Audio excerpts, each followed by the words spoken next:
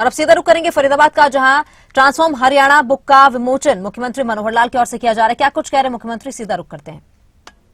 अधिकारीगण, विधायकगण, सांसदगण, उपस्थित सज्जनों, भाइयों बहनों, बहुत ही मेरे लिए आज ये विषय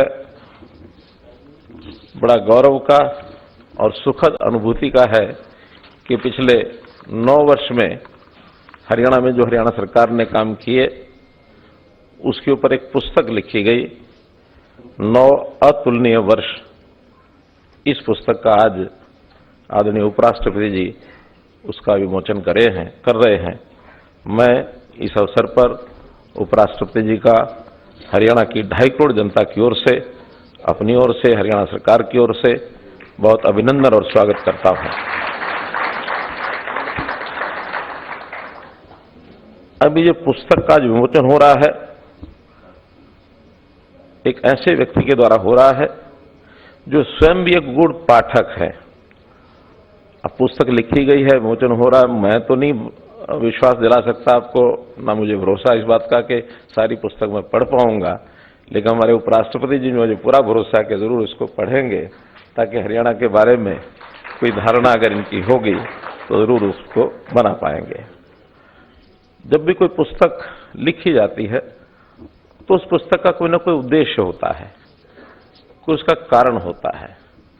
पुस्तक हमेशा किसी ज्ञान के ऊपर लिखी जाती है, पुस्तक हमेशा किसी यथास्थिति, किसी फैक्ट्स के ऊपर लिखी जाती है। कभी कभी पुस्तक किसी मनोरंजन के लिए, कहानियों के लिए लिखी जाती है। लेकिन मित्रों, ये पुस्तक इन सब से अलग हट करके है। ये सरकार के द्वारा किए गए वो सब काम जो किसी विशेष प्रकार के बदलाव के लिए किए गए हैं, वास्तव में इस पुस्तक में अपने को वो सब झलक मिलेगी। और निश्चित रूप से इस पुस्तक को लिखने में जिन जिन का भी हाथ रहा है, जिन्होंने इस पर प्रयत्न किया है, जिनका इसमें योगदान है, चाहे फिर पुस्तक के हमारे संपादक श्री अग्निहोत्री जी, चाहे उसमें भाषांतर इस नाते से हिंदी में जिन्होंने रूपांतरण किया, ऐसे डॉक्टर शमीम शर्मा जी, ये तो सब है ही हैं। हमारे जो प्रकाशक हैं उनकी भी अपनी भूमिका है। लेकिन इसका जो प्रस्तावना लिखी है, देश के पूर्व राष्ट्रपति श्री रामनाथ जी कोविंद, उन्होंने हमारा निवेदन स्वीकार किया। उन्होंने कहा कि ठीक है, एक अच्छी पुस्तक, हम इसकी प्रस्तावना जरूर लिखूंगा। अब जिस पुस्तक की प्रस्तावना पूर्व राष्ट्रपति जी ने की हो, जिसका लॉन्चिंग सेरेमनी स्वयं उपराष्ट्रपति जी आए हों, और इतने इतने महान विद्वान जिन्होंने उस पुस्तक को बनाने में योगदान किया हो, 2 वर्तमान राज्यपाल और एक पूर्व राज्यपाल, इनका भी इसमें योगदान है। अपने अपने राज्यपाल बंडारू दत्तात्रेय जी, राज्यपाल गुजरात आदरणीय वेदव्रत जी, और ऐसी पूर्व राज्यपाल श्री गणेशी लाल जी। ऐसे कई नाम हैं जिनका उल्लेख करना लंबा हो जाएगा। लेकिन इस पुस्तक को लिखने में एक भूमिका निभाने वाले लोगों में अगर मैं उसको वर्ग के अनुसार चर्चा करना चाहूं तो उसमें राजनीतिक व्यक्ति, पूर्व मुख्यमंत्री, स्पीकर साहब, कई हमारे मंत्रीगण, केंद्र के और प्रदेश सरकार के पूर्व मंत्री, पूर्व सांसद, वर्तमान सांसद, ऐसे 12 राजनीतिक व्यक्तियों ने इसमें अपने अपने लेख लिखे हैं। कुल मिला के जैसा बताया गया कि 49 लेख हैं। और एक अंत में हमारे प्रोफेसर गणेशी लाल जी ने सभी, यानी सारी चीजों को साझा करते हुए आगे का भविष्य का मार्ग क्या हो, सांझ से भोर, हरियाणा नव प्रभात की ओर, ऐसा करके उसमें अंत में एक चैप्टर ये भी लिखा है जो 50वां चैप्टर है, जो मैं अगली दिशा को देता है। इस हमारे प्रशासनिक अधिकारी वर्तमान में भी हैं, पूर्व IAS भी हैं, जिन्होंने साथ मिल करके और इन योजनाओं को आगे बढ़ाया, उनकी अपनी अनुभूति है। तो ऐसे भी अधिकारियों में 16 अधिकारी ऐसे हैं जिन्होंने अलग अलग चैप्टर लिखे हैं। और साथ हमारे शिक्षाविद, वाइस चांसलर, पूर्व वाइस चांसलर, वर्तमान में शिक्षा में लगे और अन्य लोग, 9 ऐसे बंधु हैं जिन्होंने अपने चैप्टर इसमें लिखे हैं। मेरे अपनी टीम के लोगों में से भी 2 कार्यकर्ता हैं जिन्होंने इसमें एक एक चैप्टर का अपना योगदान लिखा है। कुछ अन्य विशेष विभूतियां, उसमें न्यायमूर्ति, उसमें डॉक्टर्स, उसमें संत समाज के लोग, उद्योगपति, सेनाधिकारी, खिलाड़ी, ऐसे सभी विशेष लोग हैं जिन्होंने एक एक चैप्टर लिखा है। तो मैं तो वास्तव में इस प्रकार की पुस्तक का ये संग्रह पढ़ने का अवसर भले ही ना मिला हो, लेकिन देखने का अवसर मिला है। देखने में भी इतना वास्ट लेखकों का एक जो समुच्चय किसी पुस्तक में आया होगा, मुझे तो कम से कम याद नहीं आता, ध्यान नहीं आता है। बहुत सी बातें पूर्व वक्ताओं ने कही। मुख्यमंत्री मनोहर लाल ये है, मुख्यमंत्री मनोहर लाल ये है। जैसा एक विषय बीच में आया कि किसी के सामने प्रशंसा नहीं करनी चाहिए, मैं कम से कम इस स्वभाव का व्यक्ति हूं, न सामने न पीछे, कभी प्रशंसा की इच्छा की ही नहीं है।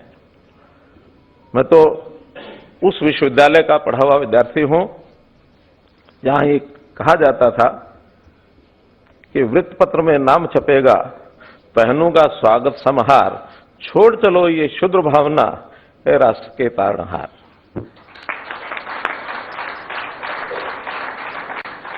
आखिर तो हम कोई काम करते हैं किसी प्रशंसा के लिए नहीं करते हैं। काम करते हैं, हमारा अपना एक दायित्व है, हमको एक काम सौंपा गया है और उस काम सोचने में, काम को करने में जो सोच होती है, जो एक दृष्टिकोण होता है, वो कहीं ना कहीं से व्यक्ति को प्राप्त होता है। कोई ना कोई पथ प्रदर्शक उन चीजों का होता है। मैं अपने बारे में इतना ही कह सकता हूं कि मैं जिस विश्वविद्यालय का विद्यार्थी रहा हूं, बहुत लोग जानते हैं कि वो विश्वविद्यालय, वो संगठन ऐसा है जिसमें व्यक्ति प्रधान नहीं होता, विचारधारा प्रधान होती है। विचारधारा के आधार पर जो काम करना है, जो दायित्व मिला है, उसको विचारधारा के आधार पर ही आगे करना है। और विचारधारा में जो हमको मिला सीखने को, वो अपने देश और समाज, इसको आगे रख के, मोदी जी कहते हैं हमेशा इंडिया फर्स्ट, सोसाइटी फर्स्ट, हम अपने आप को बाद में रखें, फिर सब चीजें अपने आप सूझती हैं। उस समाज की तकलीफ क्या है, उसको कैसे दूर करना है। और खास करके जैसे हमें से बहुत लोग जमीनी कार्यकर्ता हैं, जमीन से जुड़े रहते हैं, हमको पता है कि जब सामान्य व्यक्ति थे तो उस समय कैसी कैसी कठिनाइयां हमारे सामने थी। उन सब कठिनाइयों को कैसे ठीक करना, समस्या का हल निदान क्या हो सकता है, अगर हम सोचते रहेंगे तो कुछ ना कुछ सामने आएगा। मोदी जी के साथ काम करने का अवसर मिला 90s का जो आखिरी 6 वर्ष, 94 से लेकर के 2000 तक, तो उन 6 वर्षों में बहुत विचार आते थे।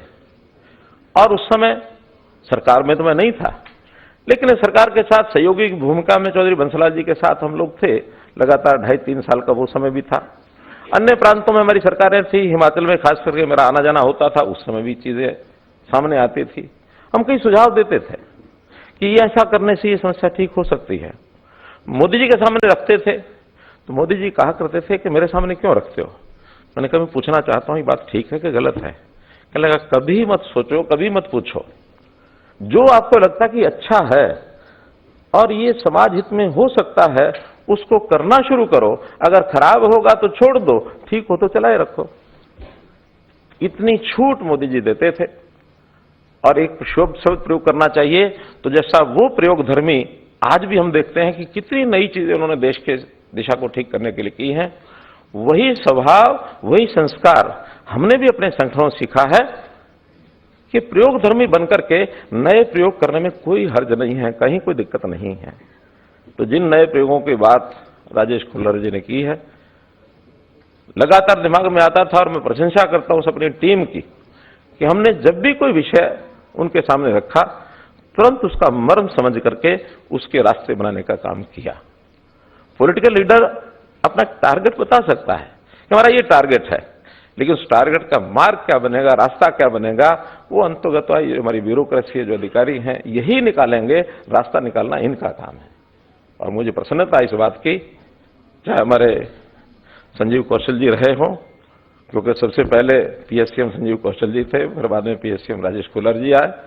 और उस समय तो हमको कुछ भी एबीसी पता नहीं होती थी, बहुत जल्दी जल्दी दोनों के साथ संबंध आता था तो शक्लें याद नहीं रहती थी, नाम राजेश खुल्लर आ जाए तो लगता था संजीव कौशल आ गए, संजीव कौशल आ जाए तो लगता था राजेश खुल्लर आ गए। कुछ पता नहीं था हमको ब्यूरोक्रेसी का।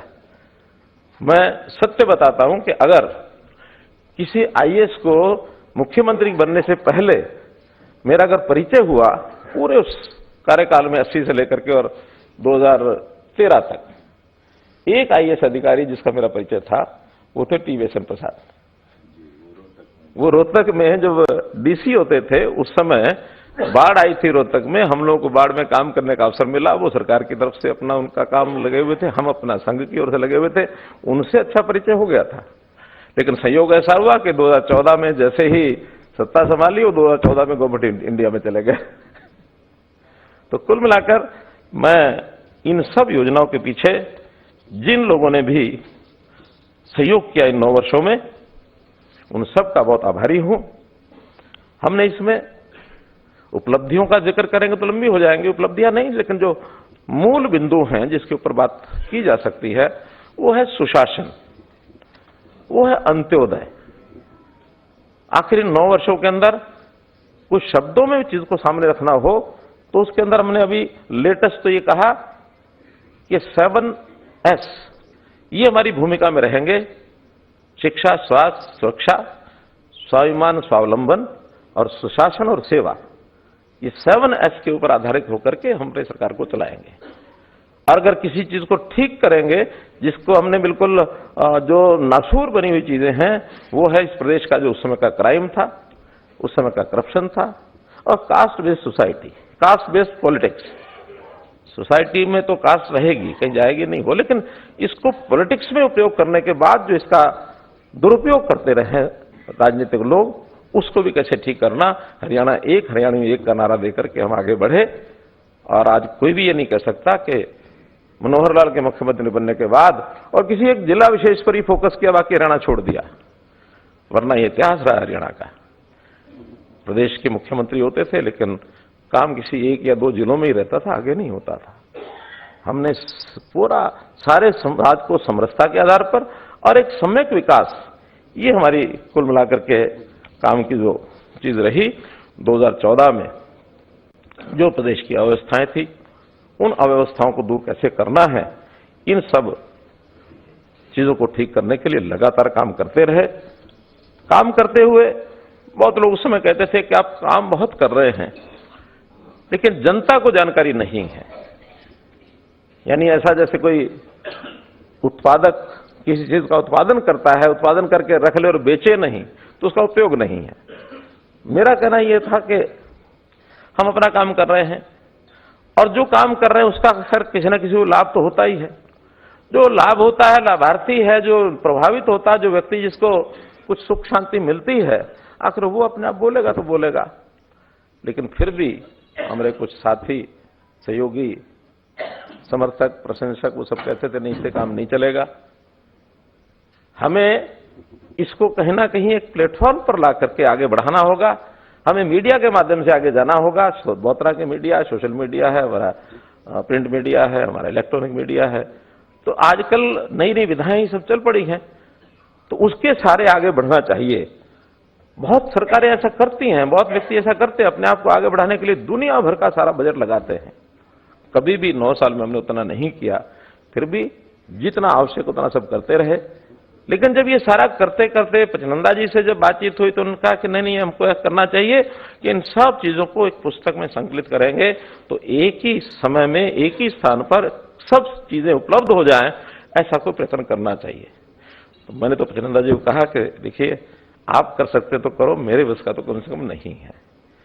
और मैं इनकी बहुत इस बात का प्रशंसा करता हूं, मैं इनका आभारी हूं कि इन्होंने पूरी टीम, सबको अलग अलग विषयों पर क्या क्या लेख हो सकते हैं, राजेश खुल्लर जी के साथ, अमित अग्रवाल के साथ, कई अधिकारियों के साथ, फिर जो के खंडेलवाल जी साथ जुड़ गए, तो ऐसी सब टीम ने मिलकर के इस पुस्तक को लगाने में 4-6 महीने शायद लग गए हैं। 9 वर्ष जब पूरे हुए थे जिस दिन, उस दिन की ये बात थी, अक्टूबर 2023 में, और उसके बाद ये 4 महीने हो गए हैं। तो 4 महीने में संकलन करके और अब ये आज ये पुस्तक हमारे सामने आई है। इस पुस्तक के आधार पर हम लोगों ने जो इसका सारा संकलन अभी आपके हाथों में तो आई नहीं है। अभी जैसे विमोचन होगा, निश्चित रूप से यहाँ शायद प्रकाशक महोदय ने बाहर इसका लगाया होगा प्रदर्शन, कुछ कीमत रखी होगी, जो भी कुछ होगा सूचना हमारे एमसी साहब दे देंगे। तो उसको जरूर हमको पढ़ना चाहिए और पढ़ करके इन सब का उपयोग अपने लिए भी करें, समाज में जहां आवश्यकता वहां करें, और जो खास करके राजनीति से जुड़े लोग हैं जिन्होंने इस समाज परिवर्तन की दिशा में कोई अपनी भूमिका निभानी है, जरूर उसमें कुछ ना कुछ सूत्र ले सकते हैं। तो उसके आधार पर जरूर आगे बढ़ना चाहिए। 9 वर्ष के काम, उसके होने वाले बदलाव, इसकी उल्लेख जरूर इसमें है। लेकिन एक बात जरूर हम ध्यान करें कि 9 वर्ष से काम हम कर रहे हैं, ये नहीं मानना चाहिए कि जो करना था सब हो गया। करना बहुत बाकी है, स्काई इज द लिमिट। इसलिए उस सारे काम को लगातार जारी रखेंगे, और जारी रखने में मेरी अपेक्षा है आपसे भी कि आप भी इस भूमिका में सहयोग करेंगे, और इस सहयोग करने में जो जिसके नाते से कर सकते हैं, मेरा मानना है कि आप सब लोग इसका सहयोग करेंगे मुझे। और राजनीतिक संस्कृति, इसमें जो बदलाव लाने की मुहिम मोदी जी ने चलाई है, उस मुहिम के अंदर हम सब सहभागी बने। इतनी सब बात करते हुए पुनः आप सबका बहुत बहुत आभार, धन्यवाद। और विशेष रूप से उपराष्ट्रपति जी आदरणीय जगदीप धनखड़ जी, जिन्होंने आज बहुत, मैंने सिर्फ संकेत किया कि ऐसी एक पुस्तिका है, सहर्ष स्वीकार किया। और मुझे तो इस बात की प्रसन्नता है कि जब भी हरियाणा में जिस भी काम के लिए मैं आपके पास गया हूं, आपने तुरंत उसको स्वीकार किया है और हमारा मार्गदर्शन करने के लिए हमेशा तैयार रहे। बहुत उत्साह हमारा बढ़ता है। इसी प्रकार आप हमारा सहयोग करते रहे। बहुत बहुत धन्यवाद, बहुत बहुत आभार।